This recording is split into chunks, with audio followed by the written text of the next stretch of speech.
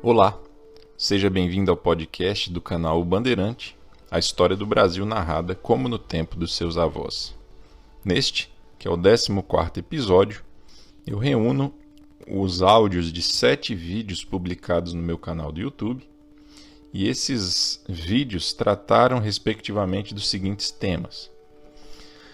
Primeiramente, sobre o primeiro contato entre os portugueses da frota de Cabral e a terra do Brasil.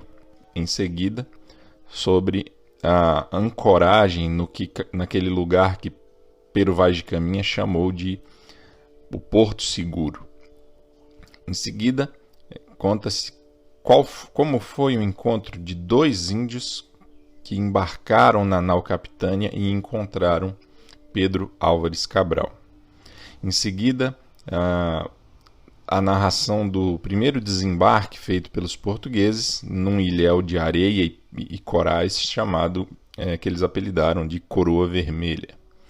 Em seguida, um vídeo que conta brevemente a biografia do Frei Henrique de Coimbra, aquele que pregou, aquele que fez a primeira missa no Brasil, aquele que rezou a primeira missa no Brasil.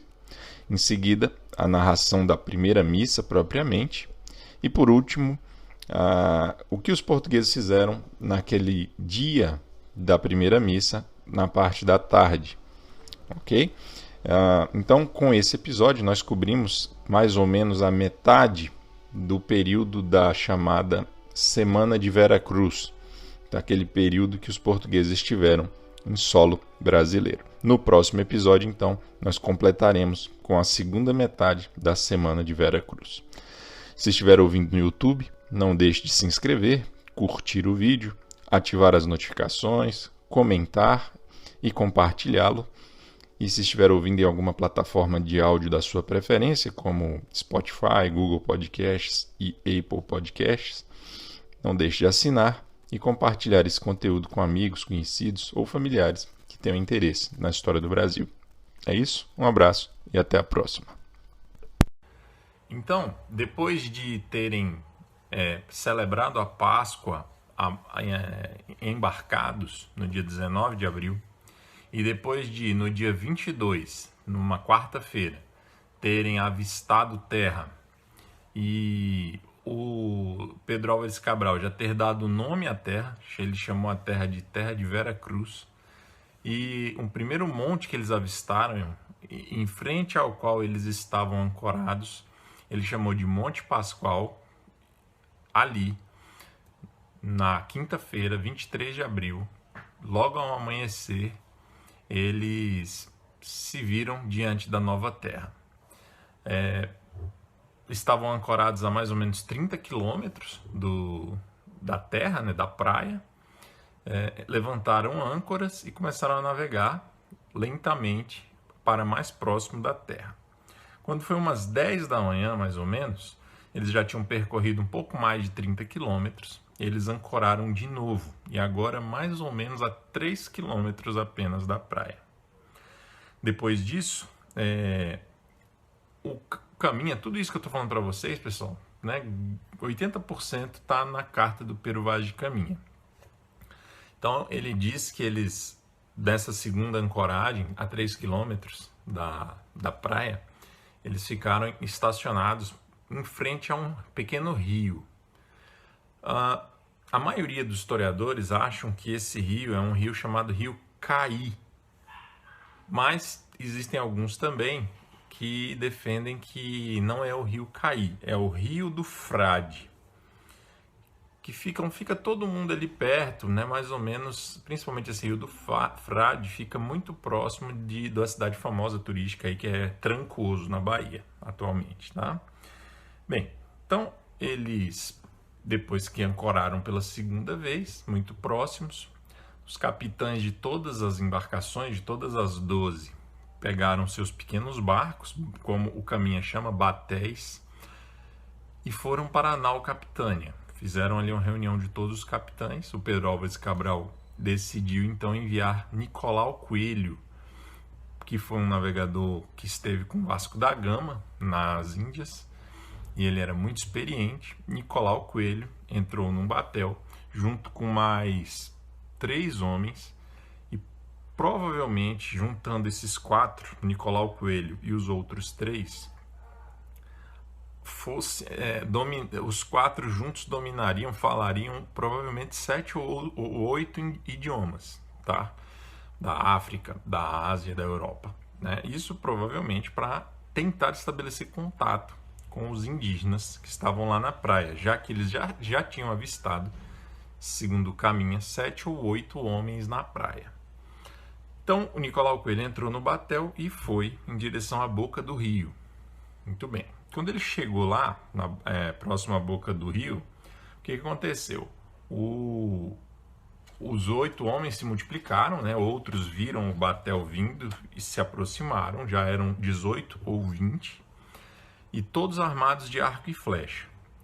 Eles se aproximaram rijamente, né? Assim, eu imagino que tensamente, atentamente, da embarcação do Nicolau Coelho. O Nicolau Coelho disse a eles que, numa linguagem de sinais, que abaixassem as suas armas, que eles tinham vindo em paz.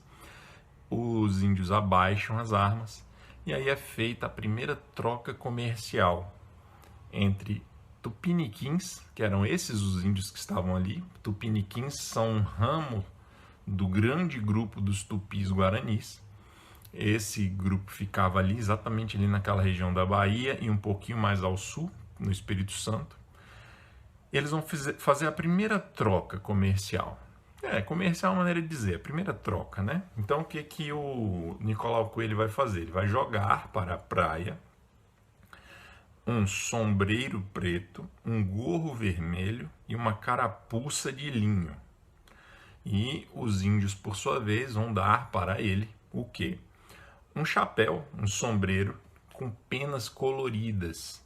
Penas de diversas cores e em cima um destaque para penas vermelhas, que, segundo Caminha, provavelmente eram...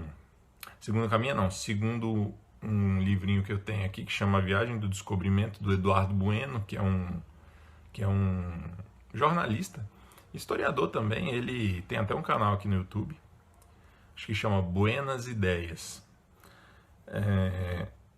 Segundo ele, provavelmente penas de papagaios, tá bom? Então, é feita essa primeira troca. Os índios também dão um colar com pedras brancas para os índios, os indígenas dão um colar de pedras brancas para os portugueses. E aí, podemos dizer que está estabelecida aí, está dado o primeiro passo para uma relação que vai durar muito tempo, quase todo o século XVI. Que é a aliança entre portugueses e tupiniquins, tá? É bom falar isso.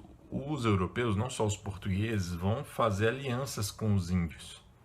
Então, mais para frente, a gente vai ver que vai haver guerras, vai haver disputas por territórios no litoral brasileiro. E às vezes, por exemplo, às vezes de um lado vão estar os franceses e de outros portugueses. Junto aos franceses vão estar os tamoios, que é uma tribo indígena que fez aliança com os franceses, que os franceses cooptaram. E do lado dos portugueses vão estar os tupiniquins. Então, e depois eu vou tentar fazer vários vídeos, né, sobre essa questão dos povos indígenas. Enfim, é assunto para vários vídeos, mas só antecipando um pouquinho aqui para a gente entender. Muito bem. Então, essa foi a descrição feita pelo Caminha do que aconteceu no primeiro dia de contato entre portugueses e indígenas. Primeiro dia de reconhecimento dos portugueses dessa nova terra que foi descoberta, a terra de Santa Cruz, que vai dar origem ao nosso Brasil, tá certo, pessoal? No final do dia, então, tudo isso, né, pode parecer que eu narrei pouca coisa, mas tudo isso é demorado, né? Então, para navegar, por exemplo, de onde eles dormiram até próximo da praia, foi até as 10 e pouco da manhã. Depois ele teve que navegar 3 quilômetros até a embocadura do rio, tentaram o primeiro contato, a língua não era compreensível, o barulho, o Caminha fala isso também, o barulho do mar, o mar estava enchendo naquela hora, né? A maré estava enchendo, então o mar quebrava na praia, quebrava nas pedras e o barulho não deixava ver nem tentativa de contato. E depois que foi possível estabelecer um primeiro contato, não houve entendimento da língua, aquela coisa lenta, não verbal. Então, de maneira que no final de tudo isso, no final das trocas, já estava anoitecendo, né? E aqui no litoral do Nordeste, a gente sabe que anoitece muito cedo. Então, às 5h30, 6 horas da tarde já tá de noite. Então, o dia se acabou, passou rápido aí com esses poucos acontecimentos mais significativos. No final do dia, então, os portugueses retornam para as naus e encerra-se assim o primeiro dia do que muitos chamam de Semana de Vera Cruz, tá? É a semana, né? Os portugueses vão passar uma semana nesses primeiros contatos com os índios. E vamos ver se amanhã eu gravo então como é que foi o segundo. Se der, eu falo logo do segundo e do terceiro dia. Vamos ver, né? A gente não tem pressa aqui. O importante é ficar, bem explicadinho e a gente tentar ir revivendo esses momentos aí da nossa história, tá? Só queria comentar mais uma coisa que eu pensei nisso hoje. No estudo da história. Então, no fim do dia 23 de abril de 1500, Nicolau Coelho e seus companheiros voltam para as embarcações. À noite, eles enfrentam uma tempestade pesada, que assusta os marinheiros. Inclusive, algumas embarcações, diz o Pero Vaz de Caminha, se desgarraram, mas não foram muito longe. Na manhã da sexta-feira, né, dia 24, então, vai haver uma calmaria, né? Tudo vai ficar muito bonito, o sol vai abrir e os capitães vão conversar e vão chegar à conclusão de que o susto da noite foi grande e que era necessário encontrar um lugar mais adequado para ancorar. E aí o Pero Vaz de Caminha fala também que, apesar de não estarem com necessidade, era bom que se encontrasse um lugar mais adequado até para eles completarem o estoque de água e de lenha. Muito bem. Então, às 8 da manhã, eles levantam as velas, sobem as âncoras e começam a navegar em direção ao norte, às 8 da manhã. Navegam por quase todo o dia, já do meio para o fim da tarde, eles vão encontrar um lugar excelente, um porto natural excelente para poder ancorar os navios. É o famoso Porto Seguro, no litoral da Bahia. Depois de navegar por várias horas, eles percorreram aí uma distância de 10 léguas, o que dá mais ou menos 65 quilômetros. Chegando lá como é que foi que eles fizeram isso? As embarcações menores, as caravelas, iam pelo litoral, próximos ao litoral, procurando efetivamente o porto. As maiores, as naus, iam mais distantes. Então, do meio para o fim da tarde, as caravelas encontraram um porto, né, cercado por um paredão de arrecifes, e ancoraram, e um pouco depois as naus maiores ancoraram também. O piloto da nau Capitânia não estava nela, estava numa caravela. Quando chegou nesse porto, pegou logo um batel, um bote, e foi investigar, né, esquadrinhar ali a região. Aí ele encontra acho que deixa eu ver se eu encontro aqui. É uma embarcação que os indígenas fazem, na África também tinha, almadia. Então tinha 2 índios pescando numa almadia. Como é almadia? É um tronco de árvore escavado, esculpido, um barco esculpido num tronco de árvore. E aí ele encontra esses homens na praia, ali na região do porto. Tinha também uns 60 ou 70 índios, todos eles armados com seus arcos e flechas. Não é Nicolau Coelho, é Afonso Lopes, que é o piloto da nau Capitânia. O Afonso Lopes embarca os 2 índios que estavam pescando e os leva até o capitão, certo? Então, esse aí foi o dia 24, a sexta-feira. Eles encontraram um porto, o famoso Porto Seguro, fizeram um contato direto agora, né, com 2 nativos e conseguiram levá-los a bordo da nau Capitânia na presença do Pedro Álvares Cabral.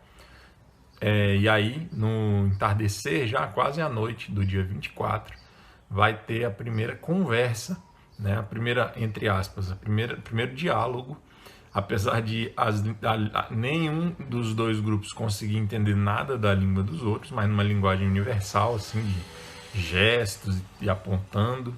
Eles vão ter uma longa conversa que eu vou narrar para vocês amanhã, no próximo vídeo, tá? A gente aqui, eu já falei, não temos pressa, vamos devagarinho. O importante é a gente ir imaginando, revivendo esses acontecimentos e assim colocando eles na nossa memória. Ontem eu ia falar uma coisa, mas o meu celular está com pouco espaço na memória e aí cortou o vídeo, mas eu vou falar agora. Quem assistiu o vídeo de ontem viu que no final eu ia dizer uma coisa e cortou. O que é que eu ia dizer? O seguinte, olha, você tem uma verdade indiscutível entre os professores de história, não só entre eles, entre qualquer outro professor, a sociedade em geral, assim, sei lá, eu não me lembro de encontrar uma pessoa no meu dia a dia que dissesse o contrário, que contrariasse essa verdade. Que verdade é essa? Que verdade indiscutível é essa? A de que, quando você estuda história, você não precisa decorar as datas, nem os nomes. Não se preocupe em decorar as coisas, porque o importante é compreender. Olha, pessoal, veja. Quando a gente era criança, né? Se você tem aí a minha idade, para baixo, para trás, o estudo da história geralmente era na base da decoreba pura, né? Então eu me lembro quando eu estava lá na terceira série, que eu tirava boas notas nessa época em história, e eu decorava tudo, né? A maioria das coisas que eu decorei naquela época eu não me lembro mais. Então o que eu vou dizer para você é o seguinte, na minha visão, o estudo da história não pode abrir mão da memorização. Tem que memorizar, tem que saber as datas. Porém, isso é o mínimo, isso é o primeiro passo, né? Depois que você memoriza, você está pronto para compreender. Sem ter a estrutura cronológica na mente, você vai compreender o quê? É como querer montar um prédio sem a estrutura de ferro que sustenta o concreto. É como querer que um corpo pare em pé sem ter um esqueleto. Então, esse esqueleto é a cronologia. Você tem que saber. Então, essa conversa de não preciso preocupar em decorar não serve para nada, não. Sim, a gente tem que compreender as relações, né, etc. Mas tudo isso depois de memorizar as datas, de ter uma noção geral das datas, dos períodos históricos, das etapas históricas, das classificações que os historiadores fazem. Inclusive, existe esse livro aqui, certo? Acho que deu para ler, né? É uma cronologia da história do Brasil colonial, de 1500 a 1831. E aqui, simplesmente, é uma tabela gigantesca com os fatos e as datas. E aí no prefácio aqui é um pessoal da USP, se eu não me engano, que fez esse livro. E eles falam o seguinte, olha, sem esse mínimo aqui, você não vai conseguir entender nada de história, certo? Então, assim, o mínimo que se espera, quando começou esse negócio de não precisa, decoreba não funciona, a ideia correta, a base disso é o seguinte, não adianta apenas a decoreba, pura e simples. Como eu posso decorar uma letra de uma música em, sei lá, em árabe e não saber nada de árabe, isso não vai servir para nada. Eu posso saber repetir cada sílaba da música, mas eu não vou ter a compreensão. É nesse sentido que a decoreba não serve para nada. Decorar por decorar sem compreender nada. Agora, compreender sem memorizar também é impossível. Então, tirem da cabeça essa história de que não precisa memorizar e decorar. Precisa. E não faz mal nenhum. Faz bem para a memória. Você vai desenvolver a faculdade da memória, decorando. Agora, depois da memorização, vem a parte... É sobre essa matéria-prima que foi memorizada que a sua inteligência vai funcionar. Beleza? Então fica aí essa dica para vocês, que é raríssimo a gente encontrar isso, mas eu coloco minha mão no fogo. Depois da memorização e da boa e velha decoreba é que vem o aprendizado, a compreensão. Não tem como, repetindo essa imagem, não tem como manter um prédio em pé sem a estrutura de ferro. Nosso esqueleto, nossa estrutura de ferro na história é a cronologia, são os fatos, essa é a matéria-prima. A compreensão vem depois. Beleza, pessoal? Então é isso aí, um abraço. Pessoal, tudo bem com vocês? Eu estava preparando aqui a aula de hoje para comentar sobre o primeiro encontro efetivamente entre nativos aqui da América Portuguesa, como vai se chamar depois a nossa terra, a parte da América dominada pelos portugueses, a América Portuguesa. Então, primeiro contato de verdade que houve entre esses nativos e os portugueses, que foi quando Afonso Lopes, o piloto da nau Capitânia, retornou no final da tarde do dia 24, da sexta-feira, para as embarcações. E lembrem-se que eu falei que ele voltou levando 2 indígenas que estavam pescando. E aí vai haver o primeiro encontro desses indígenas com os portugueses. E o Pero Vaz de Caminha faz um relato tão detalhado desse encontro que eu achei melhor ler para vocês. Tá? Então, esse é um trecho da carta do Pero Vaz de Caminha, onde ele relata esse encontro dos 2 índios com o Pedro Álvares Cabral e alguns outros portugueses estavam ali, inclusive ele, presenciou tudo de perto. Então, o trecho é o seguinte: e estando Afonso Lopes, nosso piloto, em um daqueles navios pequenos, por mandado do capitão, por ser homem vivo e destro para isso, meteu-se logo no esquife a sondar o porto dentro. Então, é aquilo que eu já contei, né? O Afonso Lopes desceu, pegou um batel, um botezinho e foi sondar, foi vasculhar ali o porto por dentro para ver o que descobria. Continuando. E tomou 2 daqueles homens da terra, mancebos e de bons corpos, que estavam numa almadia. Estavam pescando numa canoazinha. Um deles trazia um arco e 6 ou 7 setas. E na praia andavam muitos com seus arcos e setas. Mas de nada lhes serviram. Trouxe-os logo, já de noite, ao capitão, em cuja nau foram recebidos com muito prazer e festa. A feição deles é serem pardos, maneira de avermelhados, de bons rostos e bons narizes bem feitos. Andam nus, sem cobertura alguma. Não fazem o menor caso de encobrir ou de mostrar suas vergonhas. E nisso tem tanta inocência como em mostrar o rosto. Ambos traziam os beiços de baixo furados e metidos neles seus ossos brancos e verdadeiros, do comprimento de uma mão travessa, da grossura de um fuso de algodão, agudos na ponta como furador. Metem-nos pela parte de dentro do beiço, e a parte que lhes fica entre o beiço e os dentes é feita como roque de xadrez, ali encaixado de tal sorte que não os molesta, nem os estorva no falar, no comer ou no beber. Então, ele está dizendo que esses 2 índios ficavam nus, não se importavam, eram absolutamente inocentes nessa questão, e que eles usavam um osso atravessado no beiço inferior aqui, que não os incomodava quando falavam ou quando comiam. Continuando. Os cabelos seus são corredios, lisos, e andam tosquiados de tosquia alta, mais que de sobrepente, de boa grandura e rapados até por cima das orelhas.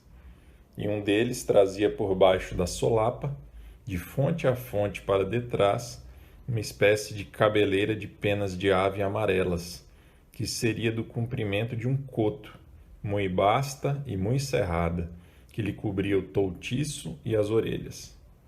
E andava pegada aos cabelos, pena e pena, com uma confeição branda como cera, mas não o era, de maneira que a cabeleira ficava muito redonda e muito basta, e muito igual, e não fazia míngua mais lavagem para a levantar. O capitão, quando eles vieram, estava sentado em uma cadeira, bem vestido, com um colar de ouro muito grande ao pescoço, e aos pés uma alcatifa por estrado. A alcatifa é tipo um tapete, pessoal. Sancho de Tovar, Simão de Miranda, Nicolau Coelho, Aires Correia e nós outros, o próprio Pero Vaz de Caminha, que aqui na nau com ele vamos, sentados no chão pela alcatifa. Acenderam-se tochas. Entraram, mas não fizeram sinal de cortesia, nem de falar ao capitão, nem a ninguém. Porém, um deles pôs olho no colar do capitão e começou de acenar com a mão para a terra e depois para o colar, como que nos dizendo que ali havia ouro. Também olhou para um castiçal de prata e assim mesmo acenava para a terra e novamente para o castiçal, como se lá também houvesse prata. Mostraram-lhes um papagaio pardo que o capitão traz consigo. Tomaram-no logo na mão e acenaram para a terra, como quem diz que os havia ali. Mostraram-lhes um carneiro, não fizeram caso. Mostraram-lhes uma galinha, quase tiveram medo dela, não lhe queriam pôr a mão. E depois a tomaram como que espantados. Deram-lhes ali de comer, pão e peixe cozido, confeitos, fartéis, mel e figos passados. Não quiseram comer quase nada daquilo, e se alguma coisa provavam, logo a lançavam fora. Trouxeram-lhes vinho numa taça, mal lhe puseram à boca. Não gostaram nada, nem quiseram mais. Trouxeram-lhes água em uma albarrada. Não beberam. Mal a tomaram na boca, que lavaram e logo a lançaram fora. Viu um deles umas contas do rosário brancas. Acenou que lhes dessem. Folgou muito com elas e lançou-as ao pescoço.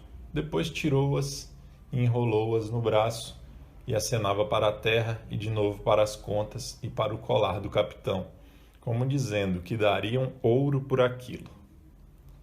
Isto tomávamos nós assim por assim o desejarmos. Mas, se ele queria dizer que levaria as contas e mais o colar, isto não o queríamos nós entender, porque não lhe o havíamos de dar, e depois tornou as contas a quem lhes dera. Então, estiraram-se de costas na alcatifa a dormir, sem buscarem maneira de encobrir suas vergonhas, as quais não eram fanadas. Isso aqui é o seguinte, eles não eram circuncidados. Eles não tinham esse sinal, o que indicava para Pero Vaz de Caminha e para os portugueses que, diferentemente do litoral africano, não havia presença árabe ali. E as cabeleiras delas estavam bem rapadas e feitas. O capitão lhes mandou pôr por baixo das cabeças seus coxins, e o da cabeleira esforçava-se por a não quebrar. E lançaram-lhes um manto por cima, e eles consentiram, quedaram-se e dormiram. Então esse aqui é o relato do Pero Vaz de Caminha desse primeiro encontro de nativos índios aqui das terras brasileiras e os portugueses. Então foi aí, pode-se dizer que foi um relato preciso e a gente tem o privilégio de saber com detalhes minuciosos como é que se deu esse primeiro contato, né? Os índios não gostaram nem um pouco da comida dos portugueses. A água, alguém pode se perguntar por que eles não gostaram da água. Bem, provavelmente uma água que estava guardada lá num barril há 45 dias, desde quando eles saíram de Lisboa. Então, deveria realmente não ter um gosto bom. Pessoal, então é isso, tá? No próximo vídeo, amanhã, eu devo gravar sobre o dia seguinte, o dia 25 de abril de 1500, que foi um sábado. Um sábado que precedeu o dia da primeira missa, a famosa primeira missa, que vai ser no dia 26, tá certo? Um abraço aí para vocês. Então, depois da noite do dia 24, quando houve o primeiro encontro entre os portugueses e aqueles dois índios que embarcaram, os índios dormiram lá na embarcação com eles, e aí chegou a manhã do sábado, dia 25 de abril de 1500. Então a gente está aí caminhando de passo a passo nessa semana de Vera Cruz, que foi a semana que os portugueses passaram ancorados aqui no nosso litoral. Na manhã do sábado, dia 25, o que aconteceu? O Pedro Álvares Cabral ordenou que todas as naus maiores que estavam ancoradas fora da Bahia, fora do porto que eles tinham descoberto, adentrassem a Bahia. E aí todas as embarcações adentraram, já tinha sido feita pelo Nicolau Coelho todo o reconhecimento da Bahia, que era enorme, uma profundidade excelente, e o Caminha diz inclusive que ela poderia abrigar tranquilamente 200 naus de porte grande, né? Então, é sensacional. Essa Bahia, pessoal, o nome dela hoje é Baía de Cabralha e fica na cidade de Santa Cruz de Cabralha, tá? No litoral da Bahia. Muito bem, então depois que as embarcações foram para lá, fizeram uma reunião dos capitães na nau Capitânia. Todos os capitães foram lá, encontraram o Cabral, fizeram uma reunião entre eles, e depois dessa reunião o Pedro Álvares Cabral determinou que Bartolomeu Dias e Nicolau Coelho fossem até a praia.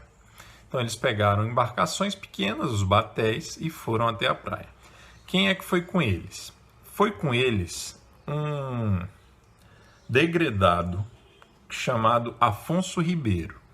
Vamos falar rapidinho, a gente vai falar depois, né? Quem é o degredado? Degredo era uma pena que se aplicava a certos criminosos, geralmente de crimes mais leves. Geralmente, nem sempre.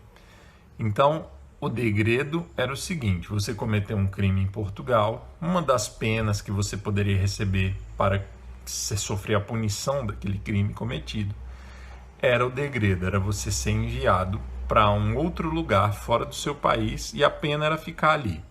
Então o cara podia ser mandado para a Índia, para a África, e esse é o primeiro degredado que vem para ficar no Brasil, né? Ele não sabe exatamente se já era o destino pré-estabelecido, pré-definido, mas de fato eles vão decidir que aquele Afonso Ribeiro vai ficar aqui no Brasil. Então, Bartolomeu Dias, o Nicolau Coelho, esse degredado, e ainda o Pero Vaz de Caminha. Então, pelo menos esses quatro, o Caminha narra que eles desembarcaram naquele dia.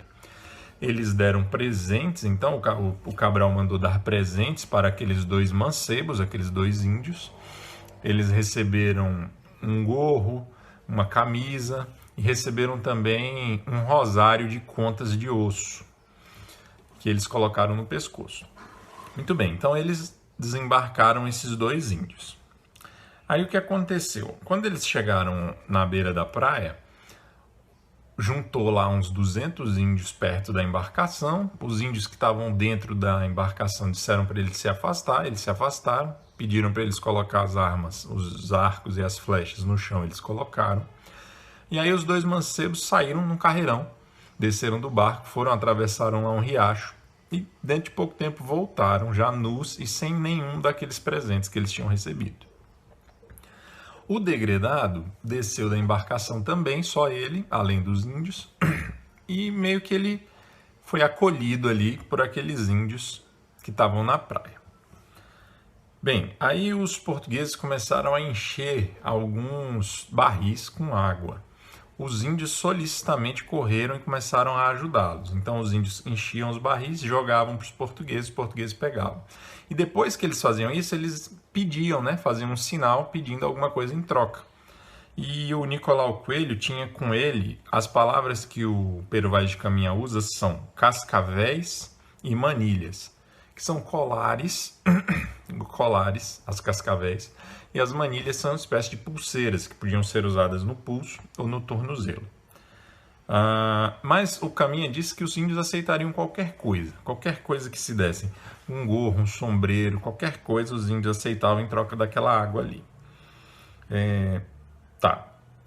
Aí o Caminha também fala da beleza das índias, fica encantado com a beleza delas, e elas andavam nuas. A gente sabe que esses homens estavam embarcados há quase 2 meses, não havia presença de mulheres nessas embarcações, então é provável que tenha sido muito marcante para eles ali a visão daquelas belas índias nuas. Não conseguiram estabelecer nenhum tipo de contato verbal, os índios estavam alvoroçados e a língua que eles usavam não se parecia com nenhuma outra que os portugueses conheciam. Depois disso, os índios se afastam um pouco da embarcação, os portugueses descem, enchem mais alguns barris de água e entram nos barcos para voltar. Quando eles começam a voltar, os índios os chamam e devolvem o degredado, né? Não queriam que ele ficasse ali e devolvem ele junto com vários presentes que o Cabral tinha mandado. Então o Nicolau Coelho fala para ele voltar, dar os presentes. Ele volta, entrega os presentes e os índios o devolvem. E aí eles voltam com o degredado na embarcação. Nesse momento eles acabam se separando. Então os índios somem ali de vista da praia e eles vão voltar para as embarcações. Isso aconteceu pela manhã. À tarde, o Pedro Álvares Cabral, eu não sei se todos os mais de 1000 homens que estavam nas embarcações, mas um grande número deles entraram nos batéis, os capitães principalmente, e foram fazer um passeio pela Bahia. Havia um ilhéu, né, que eu entendo que ele é assim, arrecifes com areia. Quando a maré baixa, ele deve ficar maior. Então, eles ancoraram ali, né, os batéis ali, desceram e passaram uma tarde de descanso ali.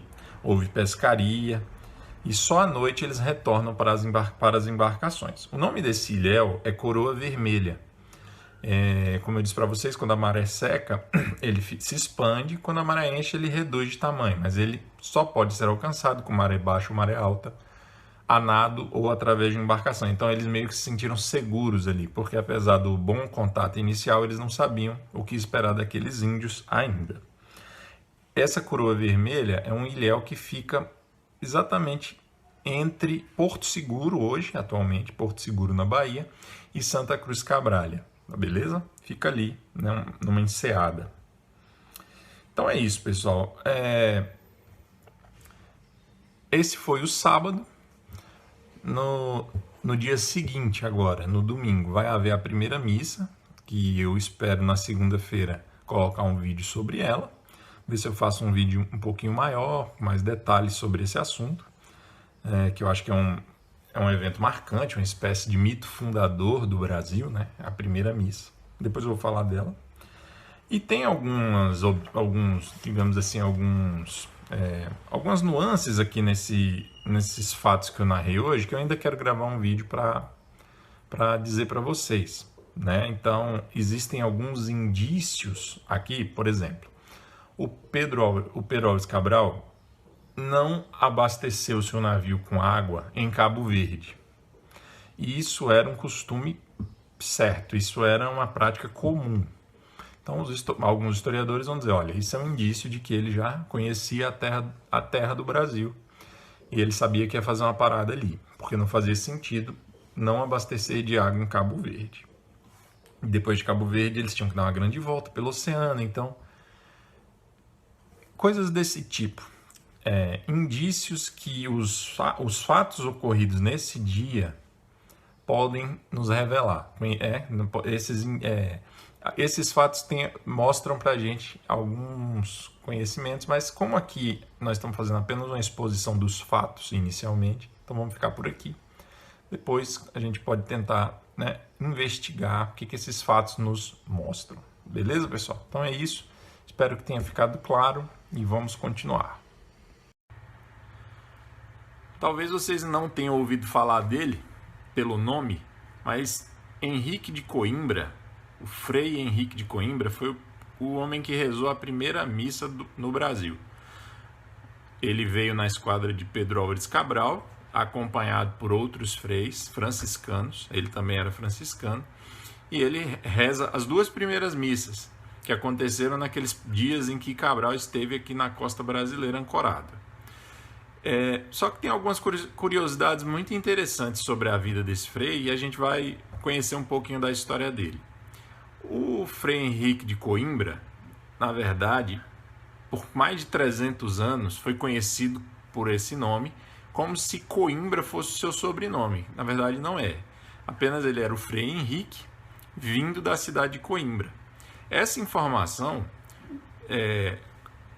a informação correta de qual era o nome dele, esteve perdida por mais de 3 séculos nos arquivos lá em Portugal e foi descoberta em 1866 por um pesquisador, não me lembro quem, mas a verdade é que o nome dele é Frei Henrique Soares. E a gente sabe disso porque um cronista chamado Gaspar de Lemos, que numa obra chamada, deixa eu conferir aqui, Lendas da Índia, escreveu, fez um relato da partida da esquadra de Pedro Álvares Cabral e disse que, como prelado, como líder dos outros freis, como superior dos outros freis, foi escolhido por Dom Manuel, o rei de Portugal na época, o Frei Henrique Soares, que, graças a Pero Vaz de Caminha, ficou conhecido como Frei Henrique de Coimbra. Mas o que tem de especial na vida desse frei para a gente falar dele? Bem, em primeiro lugar, ele é uma espécie, podemos dizer que ele é um personagem histórico desses que são marcantes. Por quê? Porque como a primeira missa foi, assim, digamos, um fato fundador da história do Brasil, lembrando que essa terra aqui, o primeiro nome que ela recebeu dos portugueses foi Ilha de Vera Cruz e depois Terra de Santa Cruz. Então, o Frei acabou sendo o protagonista de um acontecimento histórico que marca a nossa história e a de Portugal. E é uma espécie de elo de ligação entre a história de Portugal e do Brasil, essa primeira missa. E ele foi o que rezou essa primeira missa. Mas vamos falar um pouco da vida dele. Ele, antes de ser frei, ele era magistrado do STF, vamos chamar assim, entre aspas, do STF português da época. O nome do tribunal era aqui, ele era desembargador da Casa de Suplicação de Lisboa. Então, assim, ele não era qualquer um, tá? E ele, digamos assim, ele era bem quisto pelo rei Dom Manuel. De forma que quando ele abandona a magistratura e vai bater na porta de um convento franciscano para se tornar frei, ele cresceu na admiração de muitas pessoas por ter tido coragem de fazer isso. Lembrando que os franciscanos são uma ordem mendicante. E, além disso, ele não perdeu, digamos assim, a influência ou o acesso que ele tinha na corte. De maneira que é por isso que Dom Manuel vai escolhê-lo para ser o prelado, o líder dos freis, na esquadra de Pedro Álvares Cabral. Lembrem-se que a esquadra de Pedro Álvares Cabral é a primeira esquadra portuguesa que vai para as Índias depois de Vasco da Gama ter descoberto definitivamente o caminho. Depois a gente vai falar de tudo isso, tá? Mas eu quero dizer que é uma esquadra muito importante. E o Frei Henrique Soares, ou Henrique de Coimbra, foi escolhido para essa missão. Acontece o seguinte: depois da partida, né, ele reza as missas, então Cabral manda um dos navios voltarem para Portugal para dar notícia ao rei, e o resto da frota, outros 12 navios, vão partir para a Índia. Eles partem para a Índia, no caminho, passando perto do Cabo da Boa Esperança, no sul da África, na ponta sul da África, eles têm um contratempo com uma tempestade, alguns navios naufragam, e os que conseguem sobreviver vão bater na África, num lugar chamado Melinde, tá certo? Num porto chamado Melinde.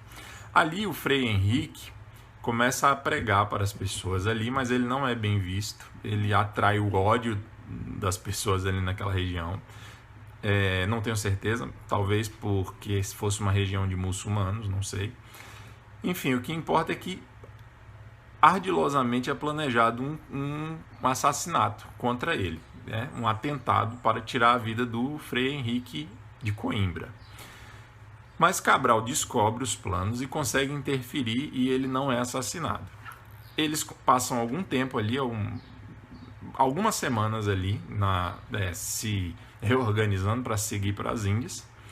Depois disso eles partem para as Índias e é numa ilha, perto da Índia, uma ilha chamada Anchediva, que ele vai voltar a atuar e vai pregar para os habitantes da região e vai conseguir batizar 23 pagãos.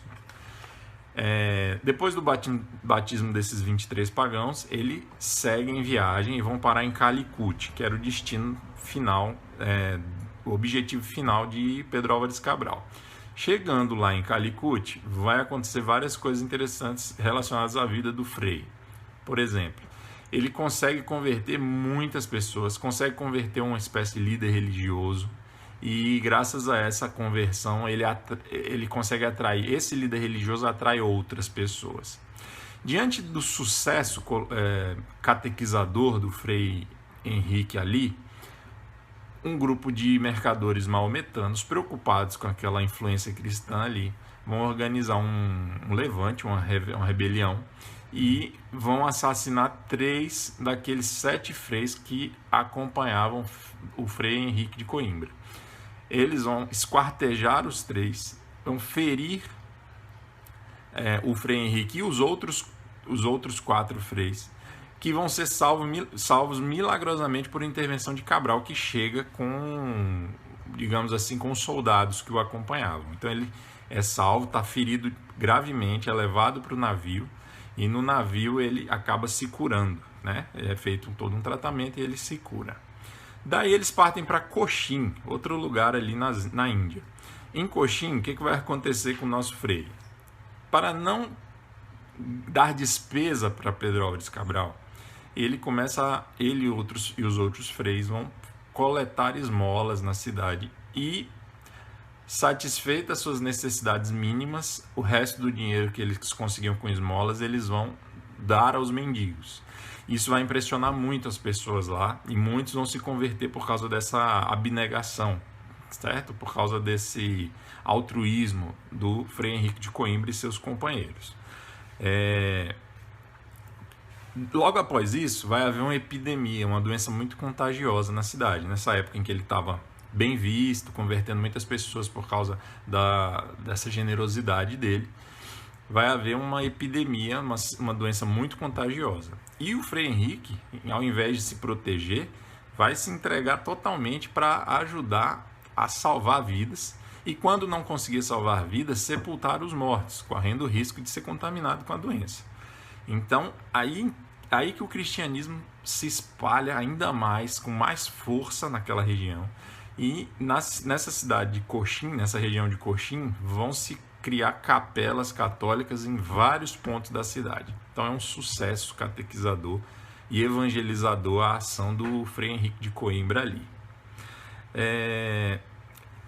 Pedro Álvares Cabral, então, resolve, depois de muitos meses que ele estava ali, voltar para Portugal, para Lisboa, e o Frei Henrique o acompanha para conseguir do rei recursos para conseguir prosperar ainda mais a obra missionária na Índia. Mas o rei não permite que ele volte, ele se torna confessor do rei.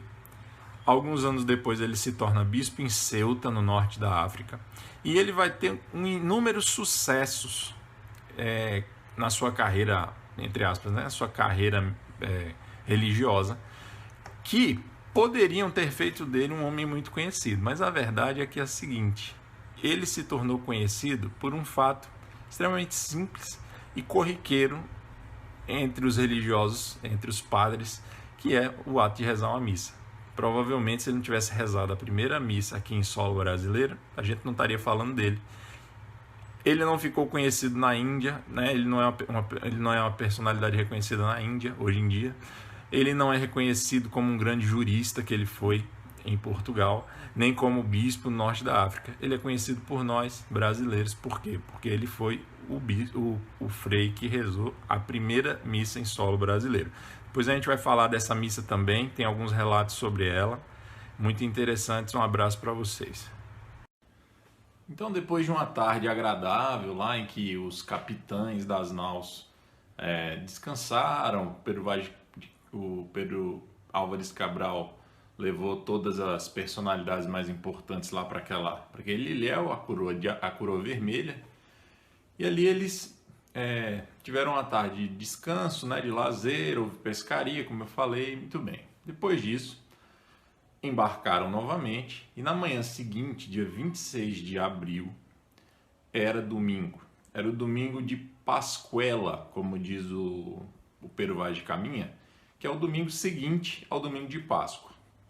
Bem, então, logo pela manhã, o Pedro Álvares Cabral avisou os capitães, avisou os religiosos que haveria missa e que elas, obviamente haveria missa, mas ela seria rezada na Coroa Vermelha, naquele ilhéu. E aí começou todos os preparativos, embarcaram, foram para lá. Lá foi montada uma tenda muito grande, em forma de cone, e embaixo dessa tenda foi feito um altar muito bem feito. O Pero Vaz de Caminha deixa isso claro. O altar foi muito bem preparado. Ali, embaixo dessa tenda, vai ser rezada então a primeira missa em terras brasileiras. Essa primeira missa, do ponto de vista religioso, do ponto de vista espiritual, ela é muito significativa porque, veja, os portugueses eram católicos. O Brasil nasceu como filho de uma nação eminentemente católica. Se a gente acompanha a história de Portugal, você vê que há vários momentos marcantes em que existem milagres acontecendo na história de Portugal. Então, desde a sua fundação em Ourique, passando pela Rainha Santa, enfim, tem vários episódios assim. Isso significa o seguinte: o Brasil surgiu sob essa aura católica. O catolicismo está na gênese, está no DNA do Brasil. E, nesse sentido, a primeira missa foi a primeira vez em que, através da consagração feita por Dom Henrique de Coimbra, o corpo de Cristo esteve presente no Brasil. Ou, em outras palavras, Cristo esteve fisicamente presente em terras brasileiras. Porque vocês sabem que na compreensão católica, o corpo de Cristo, a hóstia, depois da consagração, ela, apesar de manter a aparência de pão, ela não é mais pão. Ela é o corpo e o sangue, a alma e a divindade de nosso Senhor Jesus Cristo.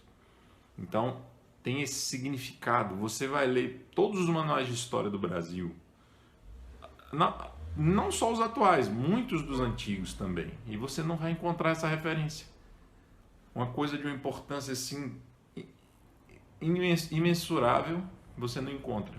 Então, é a primeira vez, e logo na primeira semana em que os portugueses estão aqui, é a primeira vez em que o corpo de Cristo está presente, e aí está presente na fundação dessa nossa terra, desse nosso país. Isso tem uma importância simbólica, não só simbólica, uma importância real muito grande para a nossa história. Bem, então, o Frei Henrique, nós estamos em 1500 e hoje se fala muito em resgatar a tradição da missa tridentina, né, no rito romano antigo. Esse rito romano antigo foi agora, na segunda metade do século XX, que ele foi substituído pela nova missa do Paulo VI, do Papa Paulo VI.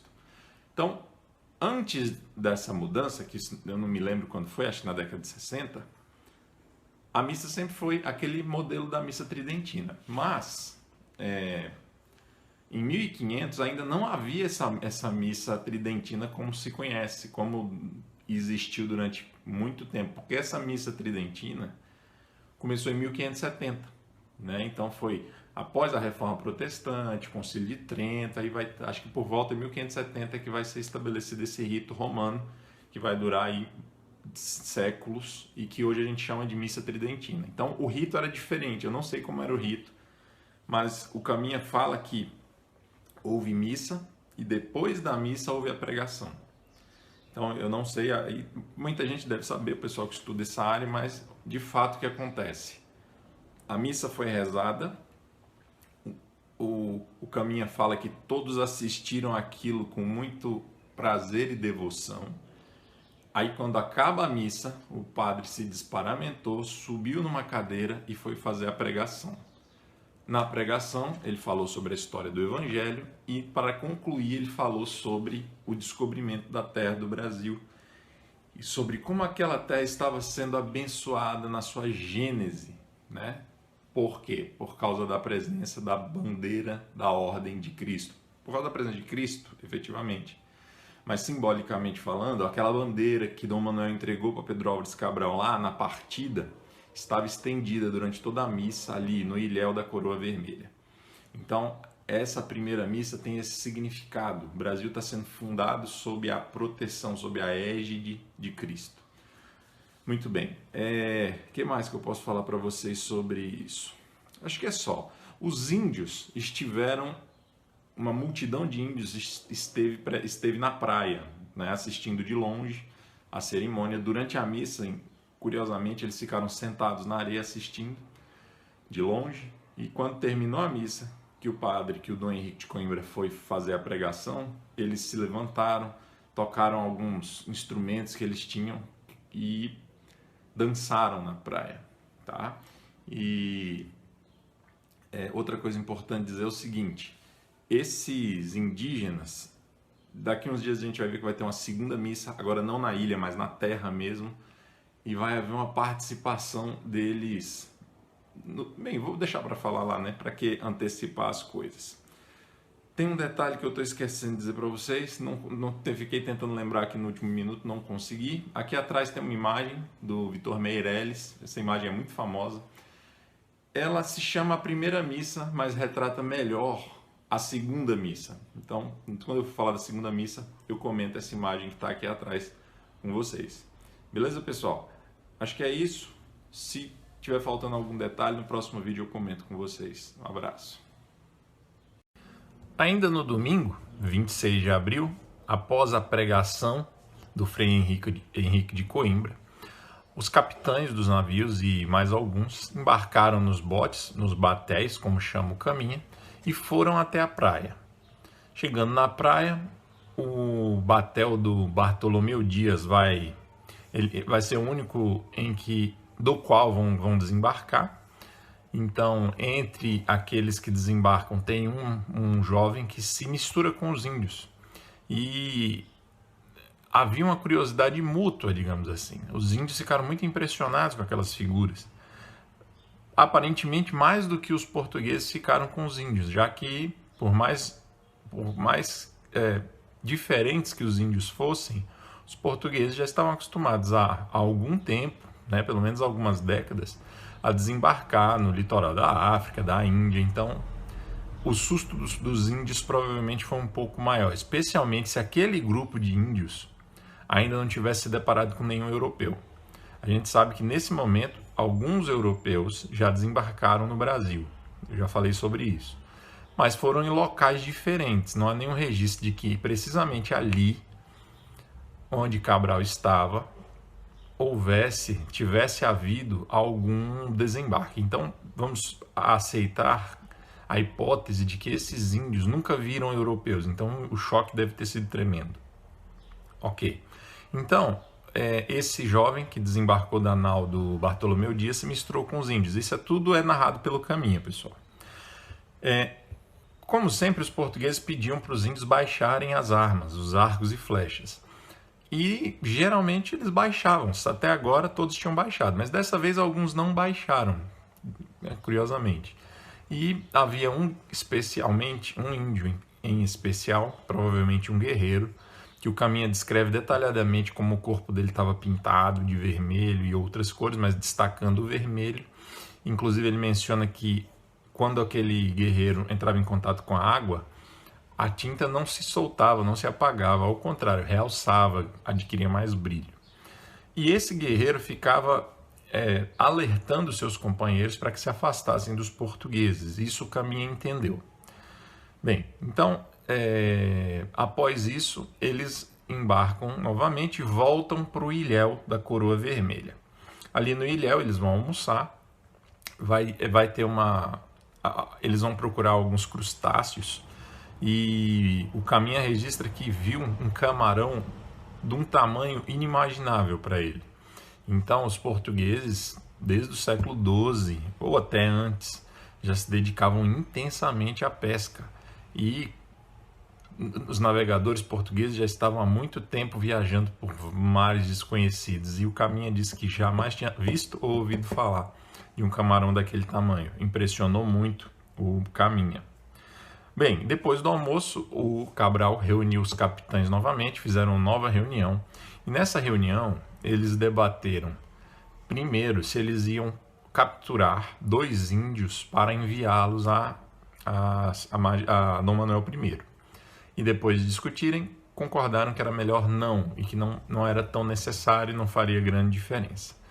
E decidiram deixar, então, 2 degredados entre os índios, com aprovação ou não dos índios, né? A gente lembra que no dia que aquele degredado desceu, se misturou aos índios e os portugueses fizeram menção de deixá-lo ali, os índios não autorizaram, mandaram ele embora. Mas eles decidiram deixar ali 2 degredados. Essa foi uma decisão tomada pelos capitães. Depois a gente vai ver como é que isso vai se desenrolar, porque eles não estão indo embora ainda.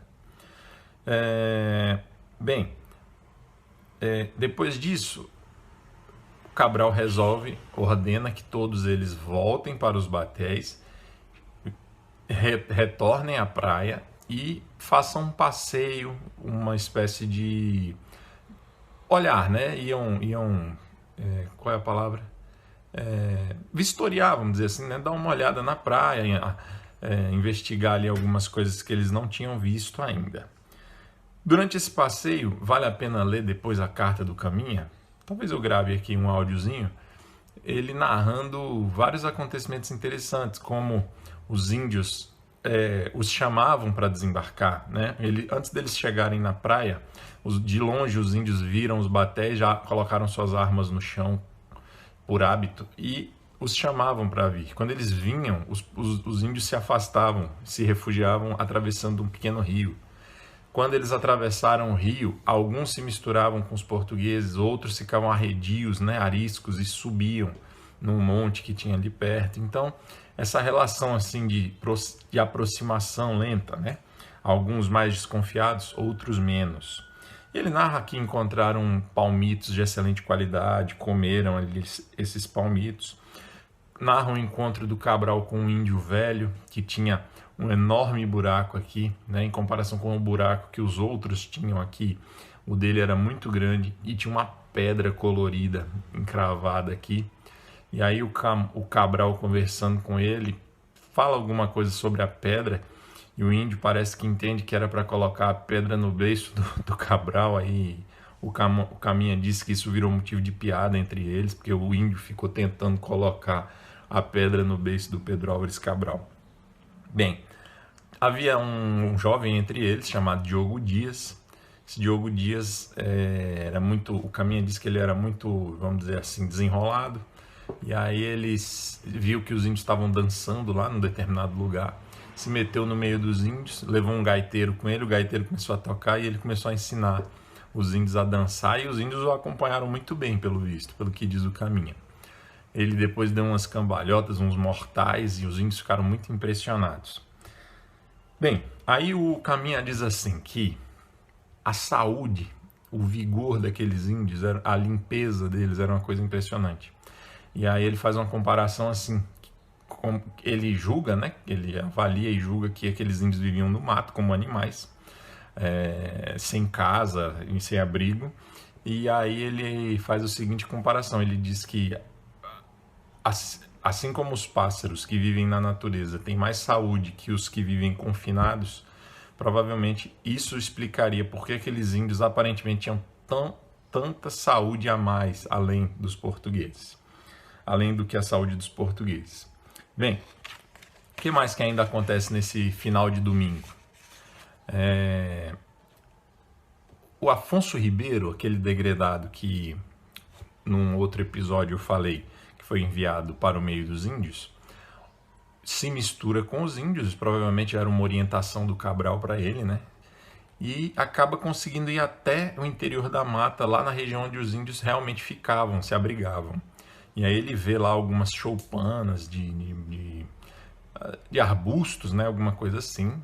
E ele, quando volta, já que ele queria ficar para dormir, pelo visto, né, para aprender alguma coisa sobre eles, investigar, mas eles não permitem. Então mandam que ele vá embora antes do anoitecer. E ele disse que viu essas choupanas e achou muito parecidas com algumas que havia em certas regiões de Portugal. Regiões rurais, né, humildes de Portugal. Bem, muito bem. Ele não pôde passar a noite entre os índios então está uma relação de aproximação lenta, né? Os índios, apesar de serem bastante, digamos assim, amistosos, ainda têm certos receios e são poucariscos. Quase à noite, então, eles se reuniram, entraram nos batéis, voltaram para as naus para poder dormir. E aí encerrou o domingo, esse domingo que marcou o dia da primeira missa em terras brasileiras. Certo, pessoal? Então, no próximo vídeo, eu devo comentar sobre o próximo dia, segunda-feira, dia 27 de abril de 1500. Ok? Um abraço.